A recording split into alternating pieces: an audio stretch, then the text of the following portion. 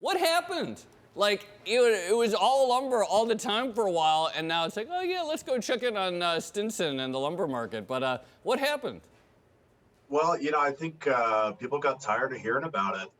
Um, early on, I just said, if you want lumber to stop going down, you got to stop buying it, and it's effectively what has happened. We talked about the short squeeze dynamics. Folks were overcommitted and underbought, and they had to keep those commitments. And what I think, we're certainly lower than I thought we would go. So now it's like, okay, what is changing? And you don't go up like we did to $1,700 and now down to below $700 without something systematically changing. And I just think the industry is not putting themselves in short squeeze situations anymore. So if you're not short, well, there's no pressure to buy. And I think that's what we're experiencing. We know home builders have slowed down their pace.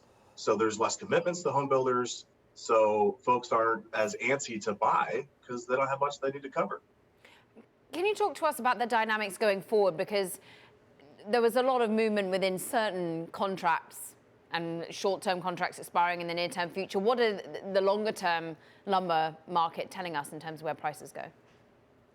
Well, I think I have a little bit of a different view than most on the deferred contract months and the futures curve. I mean, it's wild to think you can look at a contract for 12 months out in any commodity and think, well, that's where flat price is going to be come July 2022. That's not ultimately how they're used. The deferred contracts represent carry. And what does it cost me to store lumber or store oil for 12 months? And if it's paying you carry, if you take whatever cost of carry is today, 12 months, and you can sell a futures and cover your carry, then we're oversupplied.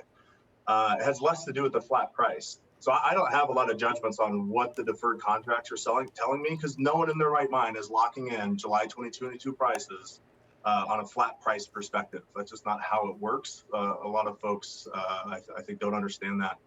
But we saw the curve flip, and all the volatility is in the front end of the curve. The back end of the curve has fallen, but not nearly as far as the front end, because commodities are just-in-time business.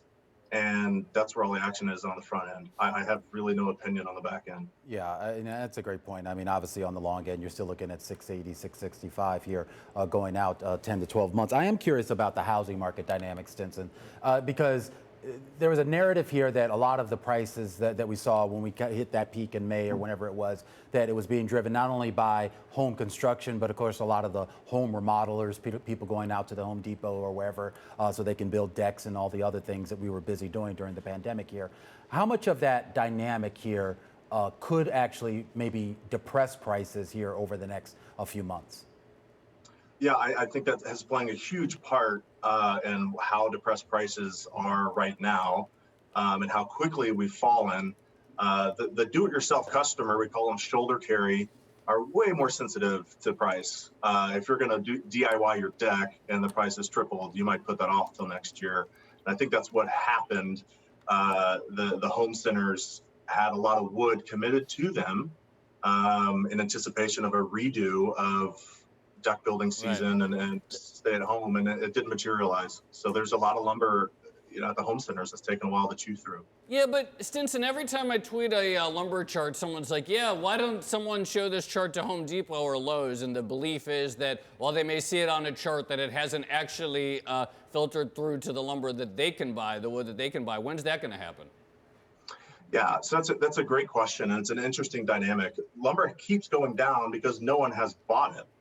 And if that's the case, the vendors, their average price is still up here, well above 1,000. Right. And to me, once the price stops going down, that means a lot of people have stepped in to buy, and all of a sudden that average price falls significantly. So oddly enough, until the price finds a floor and bounces, prices won't come down because average prices right now are still very high. And I could just say that confidently because clearly people are not stepping in to buy. Therefore, their average price is roughly the same as it was 10 weeks ago.